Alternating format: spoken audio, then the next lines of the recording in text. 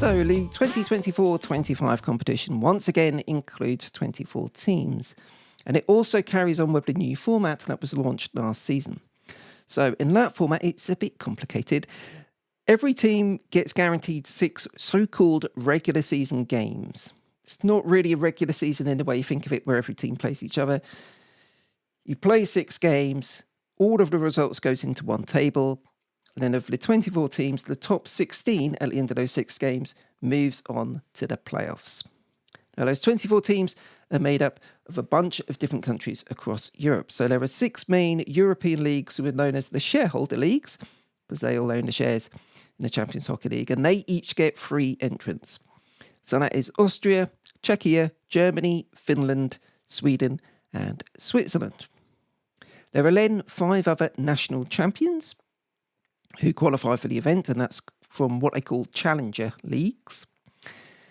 That all makes 23. The 24th team is always the reigning champion, and this season, that is Switzerland's Genève Servette. They broke the Swedish and Finland stranglehold on the Champions Hockey League. So Genève Servette are the reigning champs, and that means Switzerland get 4 entrants in total. We shall start our look at the different Champions Hockey League teams by looking at the Challenger Leagues. So last season, the teams came from Denmark, France, Norway, Slovakia and the UK. And it's the same this time, other than Slovakia go out and in comes Poland. So these are the teams that have qualified. So let's start off with the Rouen Dragoons, I believe it's called, the French national champions. They retained their French national title. They're the one team of the challenger teams that carries on from last year. They're a repeat team. So they won the Ligue Magnus, as it's known.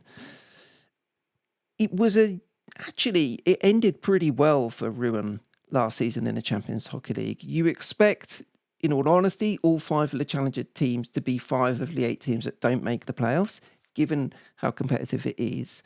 But they went pretty close. They ended up winning 2 of their 6 regular season games. 2 famous victories, really. They won 1-0 away to Skellefteå, the Swedish champions. And then they also won 6-1 at home against Ilves.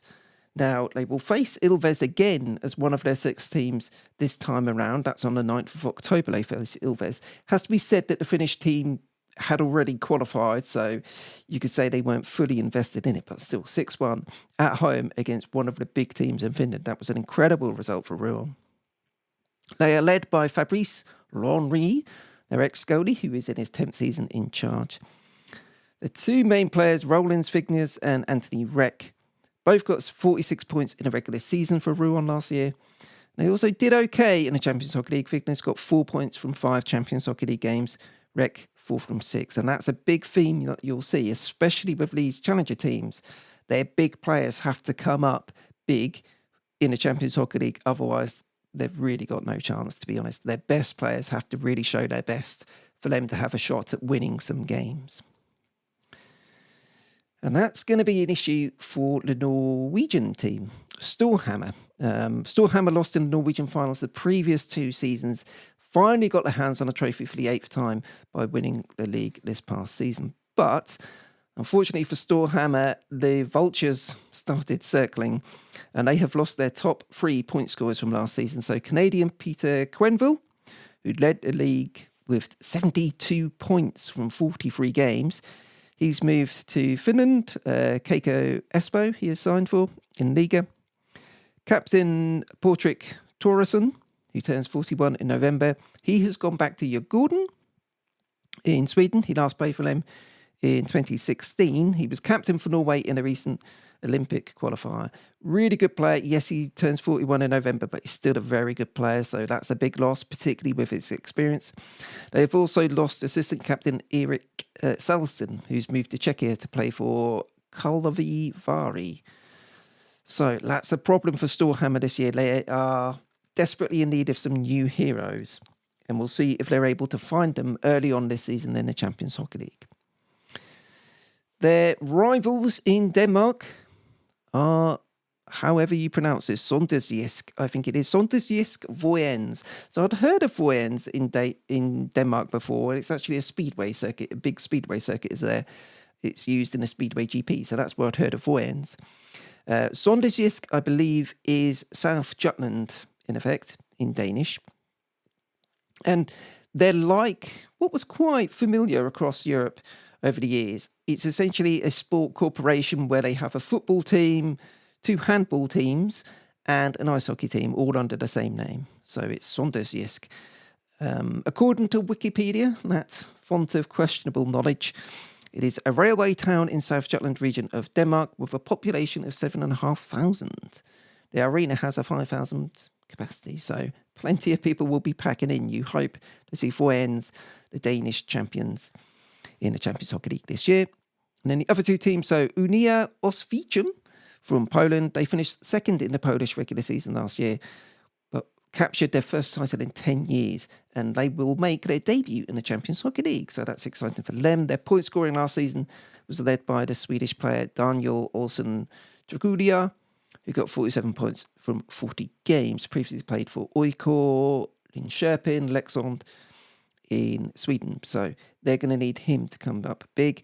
But as always with these challenger teams, simply being there, the experience of competing against the bigger nations and the bigger clubs really is vital for their development.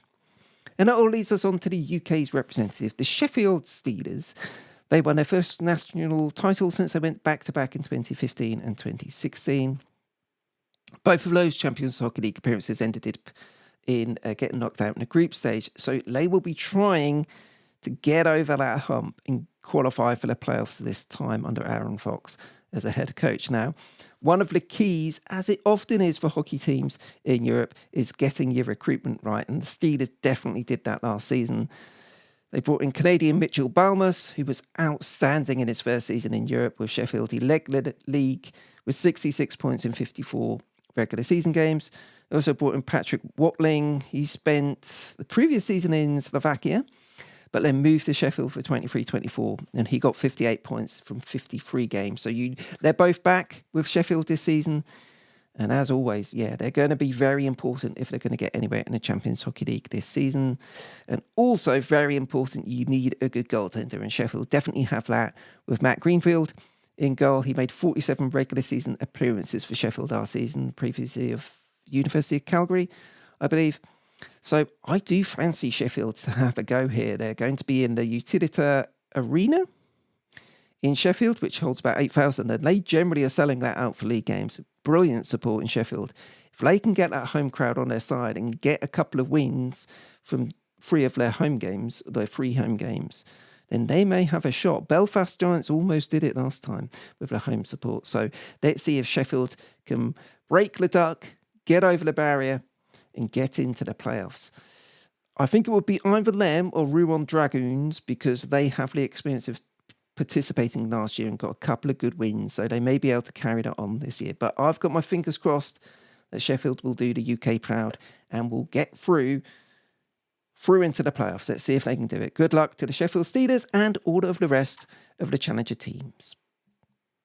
Champions Hockey League, Champions Hockey League, Champions Hockey League, Champions Hockey League, Champions Hockey League.